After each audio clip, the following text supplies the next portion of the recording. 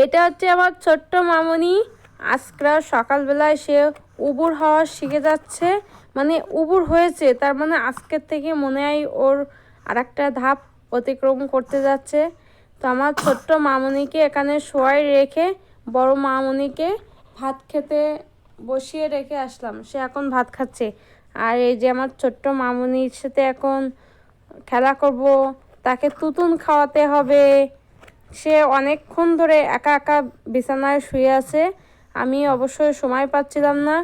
ছোট মাকে স্নান টেনান করানোর পর এখানে শোয়াই দিছি, তারপরে বড় মাকে স্নান করালাম, আমি নিজে স্নান করলাম, বড় মাকে ভাত ঠাত দিলাম।